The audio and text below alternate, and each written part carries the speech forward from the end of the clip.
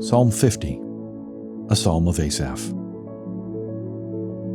The Mighty One, God the Lord, speaks and summons the earth from the rising of the sun to its setting. Out of Zion, the perfection of beauty, God shines forth. Our God comes. He does not keep silence. Before him is a devouring fire. Around him, a mighty tempest. He calls to the heavens above and to the earth that he may judge his people. Gather to me, my faithful ones, who made a covenant with me by sacrifice. The heavens declare his righteousness, for God himself is judge. Selah. Hear, O my people, and I will speak. O Israel, I will testify against you. I am God, your God. Not for your sacrifices do I rebuke you. Your burnt offerings are continually before me. I will not accept a bull from your house or goats from your folds. For every beast of the forest is mine, the cattle on 1,000 hills. I know all the birds of the hills, and all that moves in the field is mine. If I were hungry, I would not tell you, for the world and its fullness are mine. Do I eat the flesh of bulls or drink the blood of goats?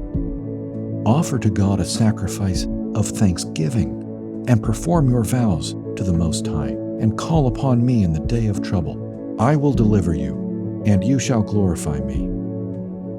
But to the wicked, God says, what right have you to recite my statutes or take my covenant on your lips? For you hate discipline, and you cast my words behind you. If you see a thief, you're pleased with him, and you keep company with adulterers. You give your mouth free rein for evil, and your tongue frames deceit. You sit and speak against your brother. You slander your own mother's son. These things you have done, and I have been silent. You thought that I was one like yourself. But now I rebuke you and lay the charge before you. Mark this, then, you who forget God, lest I tear you apart and there be none to deliver. The one who offers thanksgiving as his sacrifice glorifies me. To one who orders his way rightly, I will show the salvation of God. Deep within the human heart resides the desire to buy God off. We know we fall short. We know we do not measure up. We know deep within that God exists and that we have offended his holiness. And bubbling up from within, desperately hoping to make amends, are our unspoken hopes of leveling things out. Surely there is something we can do to make things right. The entire sacrificial system of the Old Testament was God's way of driving home to his people the horror of sin and the need for it to be punished, if not by the guilty one, then by an animal bearing that guilt. Yet the story of the Old Testament is a story of Israel's misusing the sacrificial system, using it to attempt to buy God off in a coldly transactional way, rather than allowing it to move them to deeper contrition and trust in him. This is a repeated theme, for example, in the book of Jeremiah.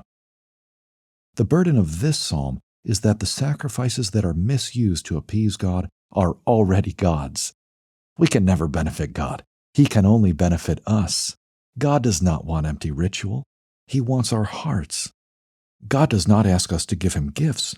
He asks us to give him ourselves. God does not want the aroma of burning animals. He wants the aroma of heartfelt thanksgiving. Most of all, he wants us to honor him simply by crying out for help. Call upon me in the day of trouble. I will deliver you, and you shall glorify me.